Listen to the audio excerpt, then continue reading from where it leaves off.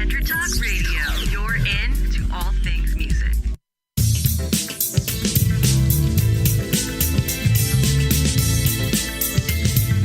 May the best brand win with Scott Robertson's Music Biz Marketing Strategies. Now, here's your host, Scott Robertson.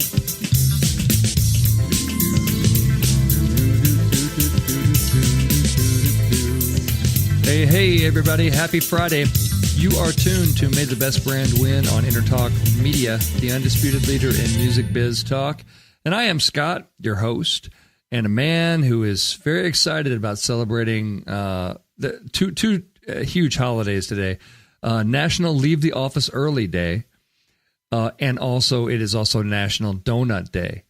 And I know that Paul B. and the folks down at Entertalk Radio are celebrating both of those in their own special ways. Paul, how's it going? You know, I didn't realize that it's a leave work early day. So see you later. You could land this one yourself. That's it. That's it. You guys have been a great crowd. Thanks very much. It is National Leave the Office Early Day, or as I know it, every Friday, because I run my own company and I can leave when I'm done. That's what I'm talking about. That's the great thing about running your own business is you could work half days, and it's entirely up to you which 12 hours of the day that is. I know, it's great. It's National Leave the Office Early Day, so we'll do this podcast, and then that's it. I'm going jumping in the pool. That's what I'm talking about. I was waiting for you to introduce yourself. I'm your host, Scott Robertson, the man that did the Kessel Run in 12 parsecs. Oh, well, I did a Han Solo one last week. So oh, did you? Anyway, I did. That's right. Yeah. Very, very good. There is a little bit of it. Did you see Solo last week? Yeah, I did. We did our podcast about it this week. Everybody's got to check that out when that comes out. That's gonna be good. It was a good movie. I dug it. I thought they did a fantastic job. I was very excited. Not my crew of drunken naysayers. They all had. They didn't like it. Not too. Well, one of them was a hardcore Star Wars fan. Sorry. So he liked it, but everyone else kind of had a lot of pretty harsh opinions. It's always hard to please people with those movies, though. It's hard to please. I liked it. Okay. Yeah, I was surprised that Ron Howard directed it. I mean, I didn't know he was directing it. I didn't either. I was like, well, that's why it was so freaking good. He's an amazing director. Amazing. Well, cool. Well, as I mentioned, it's National Leave the Office Early Day, and I run my own company, Robertson Communications. We do PR for all kinds of companies inside and outside the music business.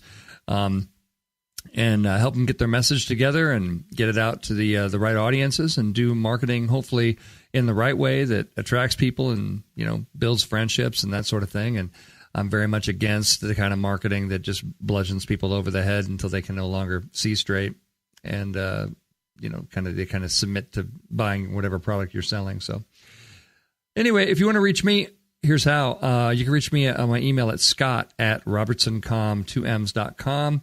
The website, which is www.robertsoncom2ms like communications.com, and also social media at robertsoncom on Twitter and then Periscope, which we're live right now on Periscope. Yay, woo! And also facebook.com/robertsoncom. So you are super smart because you're learning stuff about marketing and listen to me vent about marketing, and it's fun. And you are tuned to episode 88 of the big show, and then this one I call The Other Side of the Sword. One of our goals in marketing communications is to really cut through the clutter. It's to be seen, heard, everything else. And marketers, for the most part, are pretty good at cutting. We're good at cutting through. But the exposed blade sometimes of our communications can do a little bit more damage than good. And we're going to talk about that a little bit. It's not often talked about, the fact that, making a decision to communicate at various points sometimes is the wrong decision. This week, Roseanne Barr decided to tweet, and she thought she'd be funny and, over Memorial Day weekend. And now she was so funny that she's unemployed and she has a good sized, big old crisis on her hands. So we're going to talk a lot about when the decision to stay quiet is better than actually saying something. We're going to talk about this. And of course, we're going to, just talk about when this whole communications thing can go south on you and what you should do. And also, we'll look at who's winning and losing. So join me for this whole episode. We're going to have a lot of fun today. So one of the first things, I call this episode The Other Side of the Sword. And it's not because I'm playing God of War on PS4 right now. And I just want to, although a case could be made, right?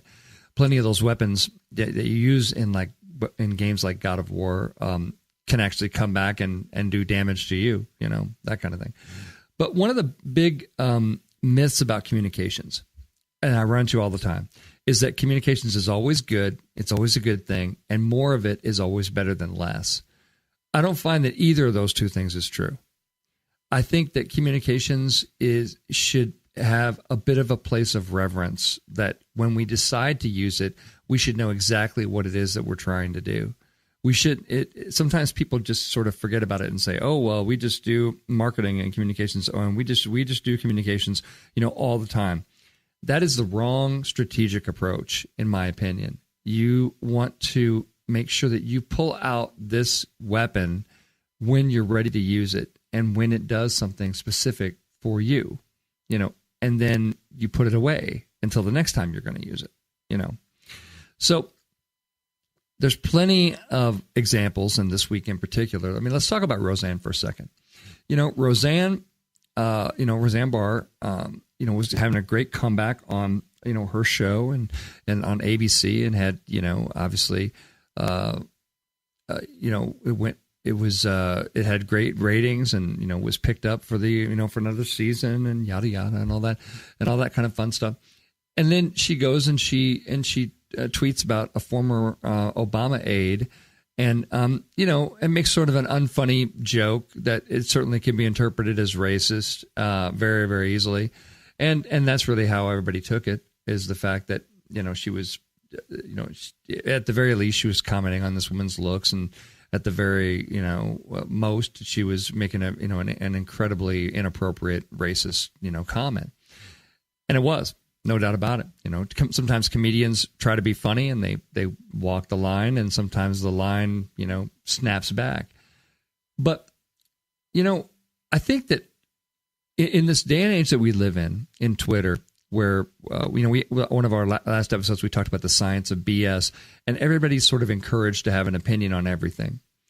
Well, professional communicators will advise against that. Right, because you don't have an opinion on everything, and you should damn well keep it to yourself most of the time, to be honest. Just for a business, making sense in business sort of thing. One of my favorite stories, it reminds me of, I read about our President Abraham Lincoln. And Abraham Lincoln, who is thought by many, none of us knew Abraham Lincoln. We just know what other people have told us about him. And one thing about him was he had quite a temper, and he would write these really nasty letters to people who displeased him, right? People who didn't do what he thought should be done. He wrote these nasty letters, and then weeks later, somebody would be reading a really nasty letter, and that was the, and in that day and age, that was the speed of communications, and that's how you let people know that you were upset with them. So Abraham Lincoln wrote these nasty, nasty letters, right? And the reason that we know about this, by the way, because you never heard anything about this, right? You never heard anything about it. But after Abraham Lincoln died, so he was, well, first of all, he would write these letters. He would give them to his secretary. She would mail them. There you go. He's done. After he died, they found several huge chests full of nasty letters that were never mailed. So his secretary would take those letters from him, after he'd been, fuming all day and writing a really nasty letter or whatever. And she would just take this letter and deposit it in this chest and not mail it. And so he, vented at all these people, and they never received it, I think that Twitter could use a feature like that, by the way, some sort of a buffer zone kind of thing, where you fire something off and it doesn't launch for 3 or 4 hours or something, or I don't know, 60 minutes, something like that. But I think we could kind of use that because a lot of people get in trouble because they fire off communications sort of in the heat of the moment, and that's not good. And that's not good. I think we could all use a secretary like Abraham Lincoln had that had the good sense to throw some of the nasty grams in the big case, in the big chest of drawers there. So anyway, let's talk about the NFL for a second. Because we're talking about the decision to use communications or not use communications, right? The NFL has one of the worst communication strategies and departments that I've ever seen in my career. I mean, they step in it more times than I can count. And it's an organization that has, professional counsel.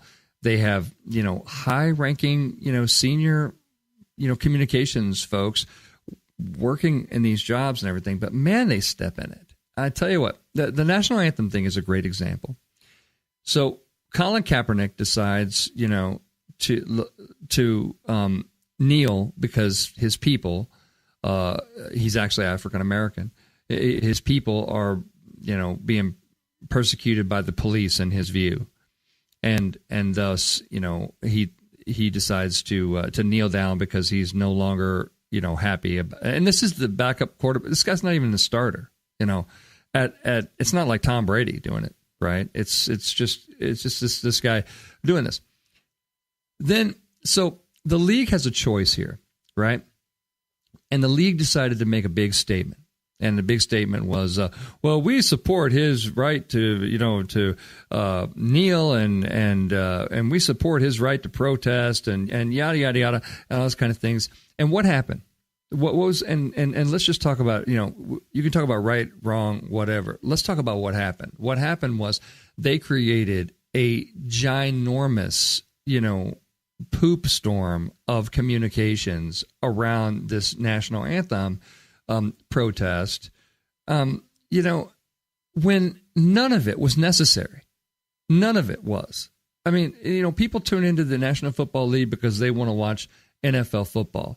I could give a flying crap one way or another what Colin Kaepernick does with the rest of his career or anything else. He is a C-list football player at best, and had his best days, 6-7 years ago. I mean, it's just, and yet this,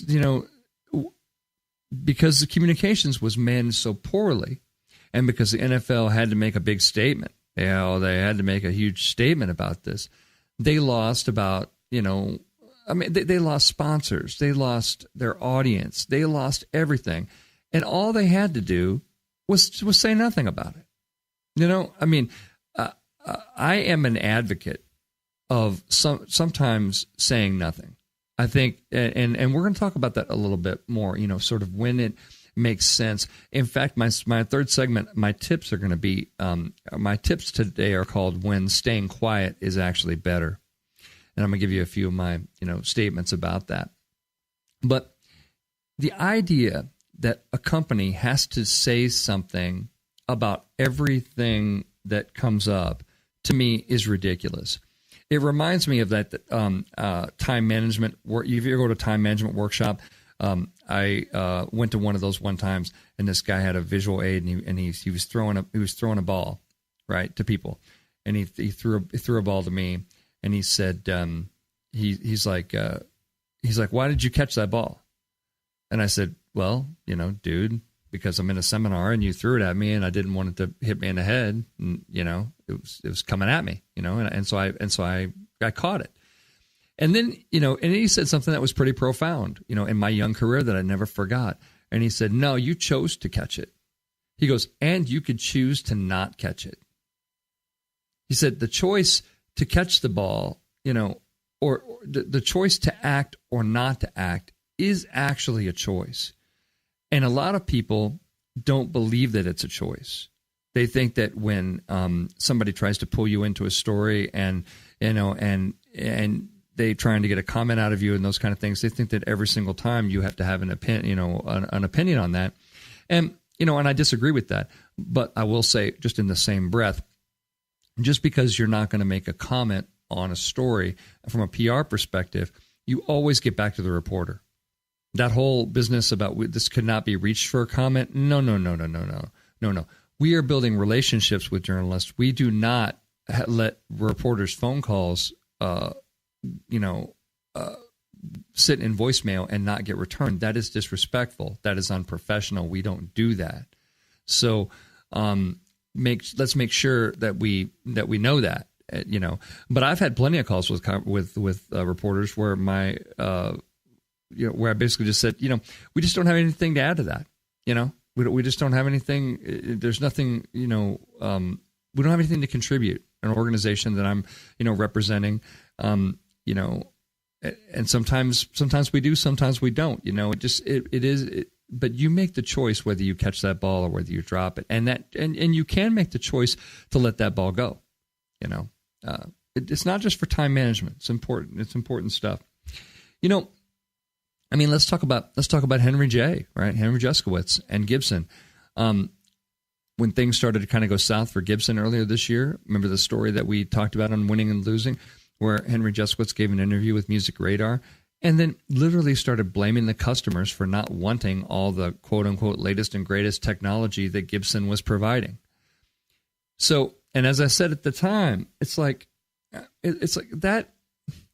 I don't know what you're thinking in this case, because there is no win for you in blaming your customer for their wants and needs being wrong, right? It's like this is not the Henry Ford days where you can have any Etzel you want as long as it's black. It's like the customer's completely and 1,000,000% in charge of this game. And the minute that you start to say, oh, well, customers should want this, and they should want this, and they should want auto-tuning guitars, and they should want all this technology, but instead they want this vintage sound. It is not your job to decide what consumers want or not. As a marketer, it's your job to listen to the market and respond in the best way that you know how. There is absolutely no win in saying things like that. And I think it contributes to people saying, well, other companies are doing just fine with it, and actually Gibson was doing just fine with this vintage stuff as well. It's just this, it was just really an unnecessary thing to say, because communications has a sharp other side of this sword, man, and you got to pay attention to it. But you are tuned to the best show on the radio, to be honest. May the best brand win on Entertalk Media, the undisputed leader in music biz talk. Come on back. We're going to talk about who's winning and losing this week. See you in a few. Thanks. Are you serious about your music? Are you ready to run with the big dogs? The experts at Pitbull Audio have the gear to get you into the game. From leading manufacturers like Mesa Boogie, Fender, Pioneer, and American Audio. To sound your best, you need the best. Pitbull Audio can deliver in rehearsal, on stage, and into the big time. Dropping beats, shredding guitar, or making the crowd roar. Whatever you dream, Pitbull Audio can help make it happen. We are Pitbull Audio. We want you to play it loud. PitbullAudio.com. This is Jackie Bertoni from Jackie's Groove. Come join me weekly on my journey through the music business as I take you behind the velvet rope, interviewing industry notables such as Al Di Meola, Michael McDonald, and Al Jarreau, to name but a few. Listen to their stories on being in the studios recording #1 hits and onto the stages throughout the globe. Allow me to be your music historian. You can hear me live every Monday at 2 p.m. and every Wednesday at 12 noon Pacific Standard Time, or 24/7 on jackiesgroove.com. Ready to get your groove on? Hi, I'm Tim Dolbear, the host of Sound Experience on Entertalk Radio. Each week, I talk with top professional audio engineers, producers, musicians, and the manufacturers that make the tools that we use in the studio each and every day. From capturing the perfect take to mastering your final release, and the tools and how the pros use them, we are going to dive deep into their process and learn from their experience. I look forward to you joining us each week on Sound Experience with me, your host, Tim Dolbear. Make this your vinyl night. I'm John J.R. Robinson, and every week, music creation comes alive through stories, experiences, and sounds when vinyl records filled our hearts and minds. My friends and I share our tips and techniques used in creation of iconic tracks for recording artists such as Michael Jackson, Eric Clapton, Quincy Jones, and Steve Winwood, to name a few. Vinyl has emerged hot, and the soul of vinyl defines art and passion which burns deepest at night. Tune in every Wednesday at 2 p.m. Pacific Standard Time on EntertalkRadio.com.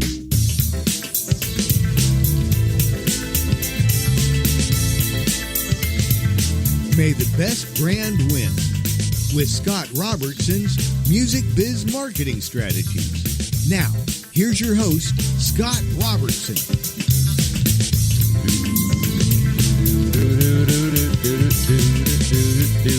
Hey, happy Friday, everybody. You are super wicked smart as you are tuned to May the Best Brand Win on Entertalk Media, the undisputed leader in music biz talk. Today, we're talking about the other side of the sword, communications that can come back and cut you. Paul B's there. Paul, what are you liking so far? How you doing? I never knew that story about Lincoln and the chest of letters. As soon as you started saying it, I was like, oh man, that's just like Donald Trump, except with a buffer. Yeah. Except for the buffer. You gotta, the buffer zone, man. You know, it's just, and it's really hilarious that really they're, if in that respect, there's no difference between them. They get angry at an opponent and they just like have to vent right away. It's just that the world was different back then, and he had a savvy secretary that would know not to send these things. Can you imagine too? Amazing. He gets mad and he's like, "Well, I'm really upset with this general. I'm going to write this letter, and in 3 to 4 weeks, he's really going to know how I feel." It's like And by then he would have probably calmed down and forgot what the whole row was about in the first place. Exactly. I mean, when you think about it, you didn't see these people for weeks and weeks, and it took weeks and months for this stuff to happen. So, I mean, if you were mad at somebody, you'd have to at least do them the courtesy of staying mad for a few months until you have they to at least got the letter. Yeah, you have to nurse that rage for like weeks. Every morning. I remember I met a General so-and-so. I'm still mad. When he sent, and 3 to 4 weeks later, when he sends me his retort back, I'm going to be fuming. Mm-hmm.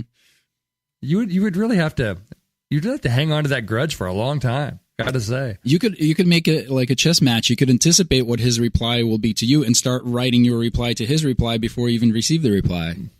I like it. I don't think any of us would do well back in those times. No, we don't have the attention span or the patience. We don't have the patience. I can't. You can't wait 3 or 4 weeks or something. The whole thing's changed by then. So anyway, but we're going to talk a little bit more about when to stay quiet in segment 3. But right now, let's dig into who is winning and losing this week in marketing communications. So I started the show out talking about Roseanne, and obviously losing. She did a tweet today, basically where she's leaving Twitter. Bye-bye. And she says, "I end today by offering everyone involved one more apology and prayers for the healing of our divided nation. Tomorrow is Shabbat, and I will continue to pray that everything for everyone goes forward and ends well for all. Signing off Twitter for a while. Love you guys. Roseanne Barr at The Real Roseanne." So, again, we sort of beat this till death, but in this segment, we talk about who's winning and losing, and it definitely needs to be noted the fact that her show was canceled. A lot of people lost their jobs this week due to one tweet, not just Roseanne losing her job, but the cast, the staff, hundreds of people are out of work, on this whole thing. And plus, there's plenty of people who have to, move quickly and adjust at the network. And, things like that affect a lot more than just one person. So, but we're going to put them, I guess, firmly in the losing category. That's somebody that could benefit from some of that Abraham Lincoln magic of writing your comment and throwing it into a box and not sending it. That kind of thing is really could be useful in our society today. Oh, did you see the Ambien comment that went along with it? I did. I thought that the Ambien thing was because she mentioned that she was on Ambien, and then Ambien countered and said, one of our side effects is not racism. Yeah. Pretty funny. I thought that was, it's pretty well done, The whole thing's just a mess, you know. For once, a dangerous, addictive drug has the moral high ground. I know, right? That's rare. Exactly. Exactly. If a pharmaceutical company is schooling you on your morals, you got bigger problems. You know, spam this week, the food, not the email that you hate, was found. Spam, the stuff in the can that you always walk by, and it's described as the salty canned meat. That doesn't help me, by the way. That doesn't sound good at all. But for over 80 years, the salty canned meat has been feeding America. I really don't know who that could be, to be honest. But the Department of Agriculture issued a recall of more than 228,000 pounds of canned pork and chicken products, including Spam made by Hormel, after customers complained that metal objects were found inside. Probably because, you know, the can is metal, and I mean, that'd be my guess. There's a product called Spam Classic, and that was that product was recalled. So Spam is losing for a lot of reasons, but certainly this week it's losing because it has little pieces of metal to. You know, we should do there needs to be like a survey. I've never actually met anyone that's eaten Spam. I have to say, you know, it's something that it's at every store, you know, it has been for all of my life. I've never actually met another human being that has eaten it. I think in Hawaii, though, I think they do the Spam and eggs thing. I think they do eat Spam. I think you've met him, Scott, and you just never knew. Florentina? I've had Spam. Oh, well, you've had Spam. Yeah. Spam is actually not bad. I only had it a few times, and it's not a regular thing, but it's not bad. And yeah, they do use it in Hawaiian dishes. Hawaiian dishes. It's not as bad as everyone makes it out to be. Well, watch out for a while because it's been recalled because it has metal in it. Heavy metal Spam. I haven't had it in years, so I'm in no danger. I'll stay away. No danger. And they're losing this week because of the whole recall affecting their communications. You know who else is losing this week? Sears announced recently that it's going to close another 72 stores, possibly more, after reporting a $424 million first quarter loss. So they have losses and plunging sales, struggling. You know, basically, Sears is based in Illinois. They lost $424 million, or $3.93 per share in the first quarter. So, and they sold the Craftsman brand, a few things. You know, retail's always been hard. It's particularly hard right now, and companies like Sears, who have desperately tried to kind of reinvent themselves, you know, are really. To me, they seem to be clinging on to a model that no longer describes how people shop. And I think that you know, that's important, right? It's like they say, hey, we want to be the new Sears, we want to be these kind of things. It's like, well, then you probably shouldn't have these huge buildings that have, you know, that require, you know, all these employees and all these kind of things. You know, you need to change your ways, your business model, things like that, and not just like a marketing change and those kind of things. But, you know, it's like you need to do some serious soul searching and say, well, what is Sears going to be, you know, in the era of, you know, e-commerce and specifically Amazon.com, you know, what room do we have in our lives, you know, for a Sears these days? And I'm not saying that there isn't, there could be. But that's a question that needs to be asked rather than, you know, just trying to kind of hang on and continue to close stores and that kind of thing. It's not looking good for Sears right now. We're going to put them firmly in losing. On the other side of the mall, there's a story this week about Focus Brands, and Cinnabons and Auntie Anne's pretzels are doing great. So really, and this is really kind of just shows you, you know, the difference in, you know, the model and, you know, how it kind of fits into our world today. But it's not like every store at the mall is doing poorly. The Cinnabon brand and the Cinnabon company, backed by this Focus Brands, they are doing very, very well. They're also looking for ways to combat declining mall traffic and trying to figure out ways to bring the products to people, things like, shipping Cinnabons directly to people, and, people are bringing pretzels and pretzel dogs into businesses because, you can cater with Auntie Anne's online. There's things like that are going on. So anyway, I think that's one thing that, Sears needs to kind of look at and say, what things are doing well, and obviously what can be learned from those. But we're going to have to put, and we're definitely going to put Focus Brands, Cinnabon, and Auntie Anne's pretzels in the winning category. And you really can't walk by the Auntie Anne's pretzel thing, little pretzel store, without going in there and eating one, because makes your mouth water when you're walking through the mall. So anyway, that's how they do it. And I thought we should definitely keep them in the winning category. Who else is winning is, the USA. Geez, the jobs report came out today, and wow.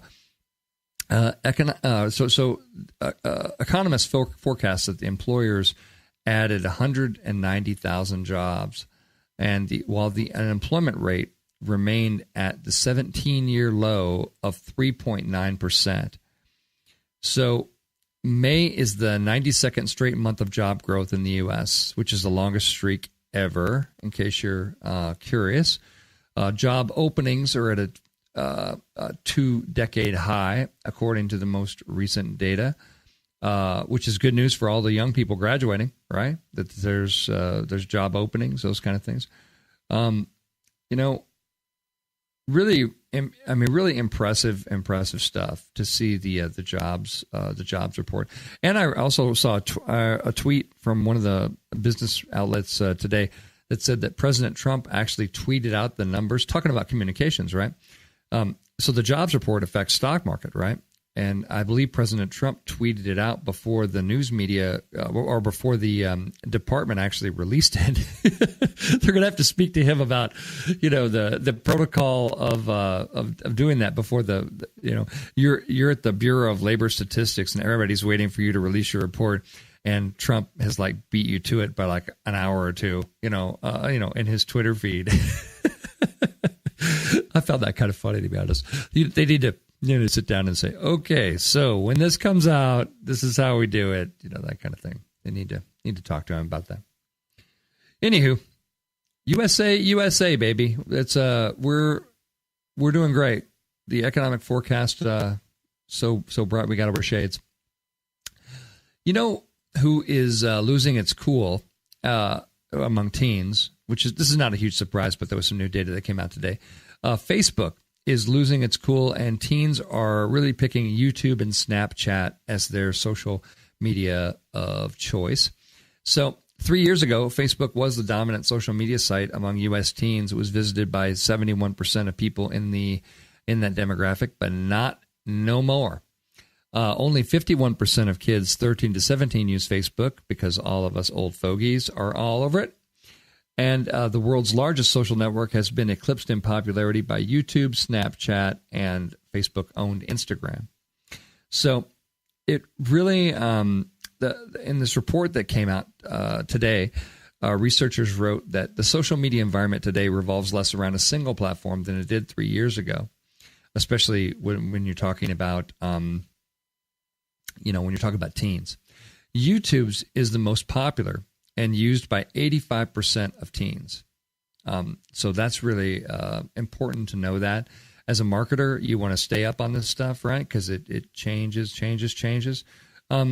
This was really interesting, too. The Pew Research report that came out noted that the biggest change since its last survey, besides Facebook's fall from dominance, was how ubiquitous smartphones have become among young people.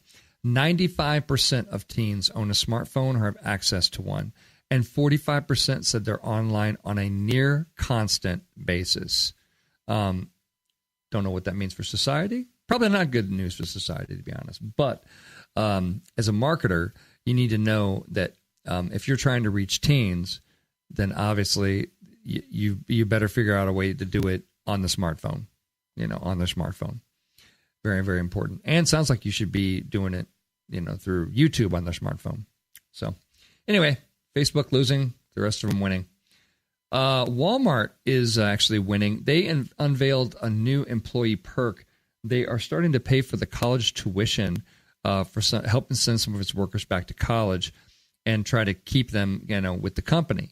So starting this week, they are able to enroll and study at the University of Florida or Brandman University or Bellevue University. And I saw this advertised also up here in Orange County where I live. That's where Brandman University is, and they were talking about Walmart employees can come in and enroll, and really Walmart will subsidize the cost of higher education for its employees who are looking to earn that college degree. So I say kudos to Walmart. That is a really, really cool program. It's exactly what they should be doing, and it does keep in line with what Walmart talks about its values being, and valuing its employees and their development. So anyway, I thought it was a good story, and certainly Walmart in the winning category. Who else is winning according to American consumers are any brands that are purpose driven, that have more of a tied to a cause. There was a new study that came out from Cone and Porto Novelli. 67% of respondents said they feel companies with a purpose care more about them and their families. 79% of respondents said they're more loyal to purpose-driven brands, and 73% said they would defend them. And another 67% said they are more willing to forgive forgive a company for making mistakes. 78% of respondents said they would tell others to buy from those companies, and 73% said they would share content about that company. 9 in 10 respondents said they would buy a product from a company with a purpose. So anyway, and certainly this plays into brand loyalty. So if you kind of wonder why you see, Wells Fargo, donating $50,000 to Goodwill, which I saw this morning, or you see all these other kind of things, it's because, they're trying to build trust. They're out there in the marketing puzzle trying to build trust. That's who's winning and losing this week, folks. And you're winning because you're tuned to May the Best Brand Win on Entertalk Media, the undisputed leader in music biz talk. Come on back. I'm going to give you some tips on when staying quiet is better than talking. See ya.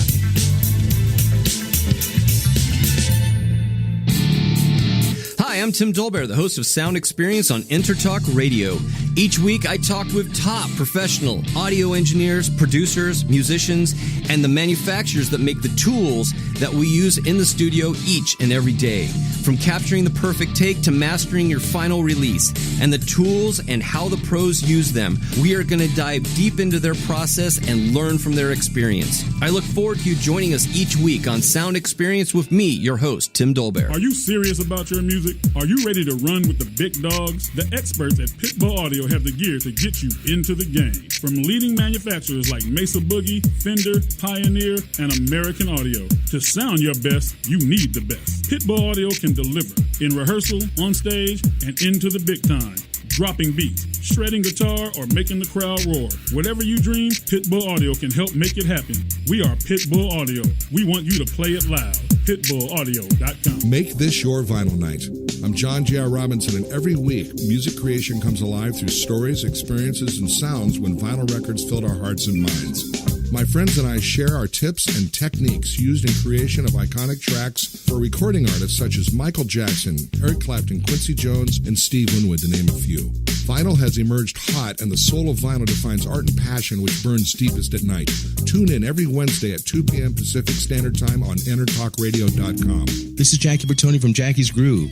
Come join me weekly on my journey through the music business as I take you behind the velvet rope, interviewing industry notables such as Al Di Meola, Michael McDonald, and Al Jarreau, to name but a few. Listen to their stories on being in the studios recording #1 hits and onto the stages throughout the globe. Allow me to be your music historian. You can hear me live every Monday at 2 p.m. and every Wednesday at 12 noon Pacific Standard Time or 24/7 on jackiesgroove.com. Ready to get your groove on?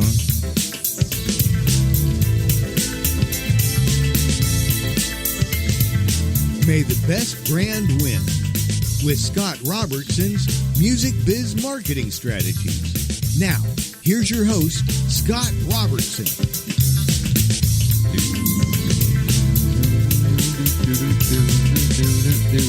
Hey, everybody. It is still Friday, and you are tuned to May the Best Brand Win on Entertalk Media, the undisputed leader in music biz talk. We just talked about who's winning and losing. We learned a great revelation about Paul B. down in the booth in Entertalk Central. We learned that he eats Spam on a regular basis. He's staying away from the metal pieces. Yeah. Paul. Yeah, I hope you haven't lost too much respect for me. Maybe this was one of those examples of when not to speak. That's right. I'll own it. I'm proud of it. Spam's delicious. Spam's delicious, he says. And I know too many Hawaiian people to talk badly about it. That's true. They do. They do eat the Spam and eggs and everything in Hawaii. I just got back from there, and they love it. That gotta say, never tried that myself. Gotta say. Yeah. But the winning and losing stuff, the Roseanne thing is really depressing to me for the reasons you stated. It's like when you think about all the people that lost their jobs and their livelihood because of like one like stupid little thing that's, it may be a messed up thing to say, but it's, really at the end of the day, it's just someone like pressing their thumbs into a phone and as a result, like so much destruction. It's crazy. It is. And then Samantha Bee came out this week also and said something, horrible about, someone else and or about Ivanka Trump. She said something terrible about Ivanka Trump and, her show wasn't canceled, this kind of thing. And you're like directly insulting, a family member of the president of the United States. It's like, yeah. Crazy. And the thing I also don't get is like these people, I mean, maybe it is the Ambien kicking in or whatever, but like you are a celebrity, like how this works. Like, yeah, you got to think before you speak. You got to realize the kind of platform you have. Like sometimes I'll start some kind of like ranting thing on Facebook that's some sort of like a very, very marginally held opinion that I know no one's going to share. And I get to the end of it and I'm like my own Lincoln secretary. I'll just delete it. Like I kind of got it out of my system, typing it out. And I was like, I don't want this out there. Like, what am I trying to accomplish? Smart. So you start, you're in there on the Star Wars forum and you're like, I think Solo shot first. Well, he did shoot first. He'd actually shoot first. Yeah. Yeah, that's just facts. That's not an opinion. That's right. And you're like, and he should have. He gets shot a second later. He doesn't. So yeah, I don't think that makes you less a hero. That makes you an alive person. Yeah, But the point is, I'm a nobody, and I know not to just blab, just not nonsense opinion for no reason. When you're as big as Roseanne or one of these people, like just get some breaks. Exactly. I guess it's so true, and it affects a lot of people. Well, good. Well, that is a great segue to good old segment 3 here. We're going to talk about. I'm going to give you some of my Scott Robertson patented tips on when staying quiet, either organizationally or personally, whatever, is better. Here's when you should stay quiet. Number 1. When you really don't have anything important to say. And I see marketing companies violate this all the time. They have a checkbox on the to-do list this week that says, well, we said we were going to send out an email, and so we got to fill it with something. And so we're going to, and people have actually had that conversation with me before, and they said, well, we're supposed to send this out, so we need, we have to send this. It's like, no, you don't. No, my response back is almost always, no, you don't. that kind of mindset leads to, people unsubscribing from what you're doing or getting off the brand carousel. If it's not great, you shouldn't send it. If it's not great and it's not helping you and it's not going to be, something that is just you're really excited about, then don't get mired down in, sort of artificial deadlines, an artificial, not even deadlines, but artificial action items. We always send out an email every Friday, and so we have to. It's like, well, let's skip one. If we really don't have anything to say, staying quiet is going to be a superior move for us. It's going to be a superior move for us if you consider the other side of the sword, right? What if we send it out? It's average. It's not terrible. Let's say it's average. And we get a bunch of people who hit that very first button on their smartphones that says unsubscribe. That very first link at the top now says unsubscribe. What if we get a bunch of unsubscribes because people are like, oh, this sucks. I'm not, I'm rethinking whether I want to have a relationship with this company or not. And it happens all the time, people. It happens all the time. Just because people opted in, in 2014 for you does not mean that, here today in 2018, they're going to stay with you. You have to earn it. We as marketers have to earn it. And we need to have something important to say to them about their needs, their stuff. So, kind of your check boxes on the marketing checklist really don't equate to earning attention. So that's a good time to stay quiet. Let's see. Number 2, when you have no business weighing in and saying anything, again, the Roseanne example leaps to mind, right? But it is something we've talked about regularly on the show, is that, there is a lot of pressure in our world to have an opinion.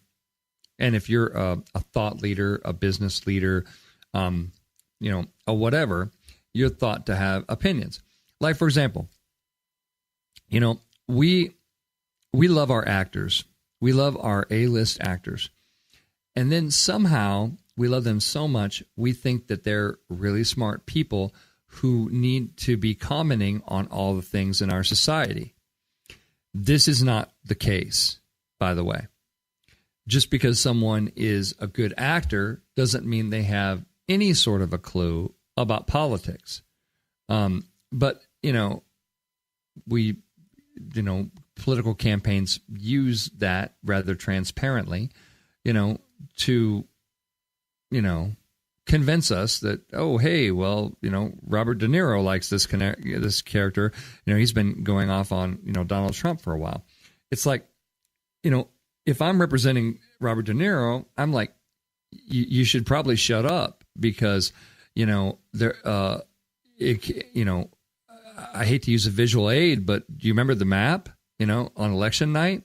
The map hasn't changed. And if you ever want to, do business and have a movie marketed, again, there's downside and upside of everything that we do in communications. We're talking about the sword, right? Downside and upside. There is tons of downside for talking about President Trump. All those states that voted, all those states that voted, the blue states, are, they're on board with him. So if you come out and say anything, negative about him, do so at your own risk. That's a big map, folks. That's a lot of real estate that voted his way. So you should know that, and then if there's no upside for you, if the upside is, well, I just feel a little bit better about myself or whatever, the phrase save it for your solo album, seems very apropos right here. You want to save that. You want to write that down on a little piece of paper and do a little Abraham Lincoln action and throw that in a little magical chest that you have and nobody else sees. And then you're happy because you wrote it and nobody saw it, so you still have a job, When you don't have any business saying anything about a subject, don't say it. If I'm PR counsel and I'm working for, let's say, a biotech company, and something comes up in the entertainment industry and they ask this biotech company to comment for some reason, we don't have anything to comment there. There are plenty of other people who do, but it's not us. Know what you're there for. Know why you're commenting. Know if you're going to comment on something, if you think it's going to, strategically, if it's going to bring you closer to your audience and those kind of things, then by all means do so. But don't feel like there is a pressure on you as an organization or anyone doing communications to have an opinion about everything. No action or staying quiet can be a very good strategy. And especially politically charged topics. You want to enter into politics as a brand. You want to enter into politics at your own risk. You want to be really, really careful about that. Again, make sure you're weighing potential downside versus potential upside before. This is really important. You weigh the downside and the upside before you speak. It's not good to sit in the room with the attorneys afterwards and go, well, apparently that had a lot of downside. Yeah, it did. It sure did. The third instance when staying quiet is better is in a crisis, when you do not have the facts. Really, really important. When we talk about crisis communication, what we talk about, you get the facts, right? You don't rush in and hold a press conference and go, thoughts and prayers, and we don't have any information for you. It is bad for everybody. It makes your organization look bad. The media are not nice about it. It's just because they got a job to do. One of the most famous ones that I can remember is just hours after the San Bernardino shooting a few years ago, President Obama, comes out and basically says, we need to have more gun control in this country, and we need to have, and he's blaming guns within like an hour of it happening. And turns out it was not guns. It was, yes, on the big board, terrorism for 100 points. That's right. It was, it was terrorists, so it's like, when you come out early and you don't have the facts, you should have just shut it until you have the facts. It's really, really, the part about having the facts is really, really important. Remember our episode on the science of BS, right? What did the researchers say? They said that there's two things that contribute to the idea of having BS. One is the pressure to have an opinion, and the second is no responsibility for the repercussions of the information, right? So if you're, don't BS people. Scientifically speaking, in a crisis when you don't have the facts, don't speak. Stay quiet. Stay quiet until you do. And this is taught when we do media training for folks, and we do exercises and working on folks. We explain to them that if somebody, just because somebody throws the ball to you, somebody asks you a question, does not mean you have to answer it. Now, I'm not saying you want to do like a LeBron James on him, and he was a little upset at the outcome of last night's finals game. And he sat down, and then people started asking him some questions, and he just kind of stood up without a word and just left. And that is not the way you handle it. But he apparently didn't have anything to add, and the best way to handle that would be not to come out in front of the press and have that press conference and waste everybody's time, rather than get up and leave. It doesn't, if you're, I'm just saying. So anyway, the fourth time when staying quiet is better is when you've been talking too much. I mean, we talk about reach and frequency all the time, man, but it's just like, so I go into companies and I look at all these things that they are inflicting upon their audience. Oh, well, we've got, and I don't know if it's because the marketing department wants to feel justified in their job, and they think it's like a volume business, and the more crap we can create and send out, the greater it's going to be. Here's my lesson, marketing people of the world. More stuff does not equal better stuff, right? That is never true. Sending out more stuff in my opinion, amplifies your risk of your audience leaving you. We talk about musician's friend. Musician's friend thinks that I want to hear from them every single day. They love me. They're excited. They are excited to talk to me every day. And by talk to me, I mean sell me something. And they send me the stuff every day. Sometimes multiple things in the same day. And I click on a couple of them because they have like stupid deal of the day and that kind of fun, neat, cool stuff like that. So maybe I'm, feeding the algorithms with my behavior. But if you've been talking for a while, you might want to see what it sounds like without your voice in the mix for a little while. If you've been sending out an email every day, if you are, and this goes for social media too. I don't want to hear from every brand that I know about every single day. Pick your shots. Be spectacular in your moment and shine, and then go the hell away for a long time, and then come back with something amazing, incredible. Come back and wow, we really missed you. That was great. That kind of thing. But just, monitor that frequency. Really, really important. And then the fifth time when staying quiet is always going to be better is when you are angry or frustrated. LeBron James was angry and frustrated and, got up and sort of made a scene about not answering any questions and made some poor headlines because of that behavior today.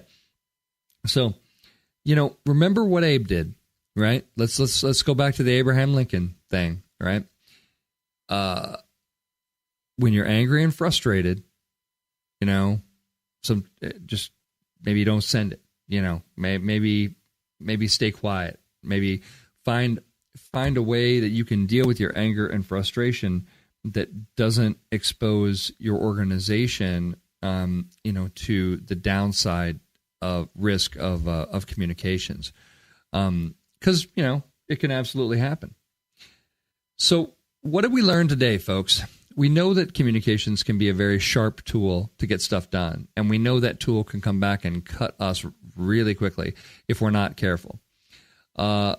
I don't think enough marketers really respect the other side of the sword enough, and they don't, employ the hey, let's just not say anything strategy enough either.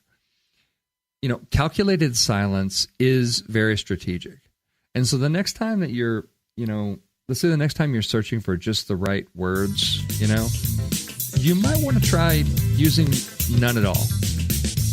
That's some advice from me to you. And that's it from me, folks. Until next week, this has been Scott Robertson, host of May the Best Brand Win on Entertalk Media. You guys have a great weekend. We'll see you next week with a good show. Later. Bye-bye.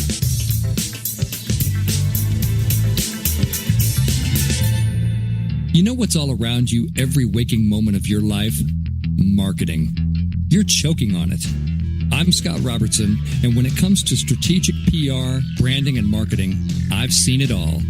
And actually, I'm still seeing it because bad marketing never sleeps. Join me each week on May the Best Brand Win, right here on Entertalk Radio, and learn how to make the marketing for your brand unforgettable. Hi, this is Tim Dolbear from Eclectica Studios. I'm a full-time mixing and recording engineer. I work with Grammy winners, labels, and indie artists, using state-of-the-art digital mixing and restoration tools and the very best in analog gear. Really, though, it's my ability to bring tracks to life and fulfill your vision for your music. This has made me sought after by producers and artists worldwide. So spend your time working on music and not chasing a mix down a rabbit hole.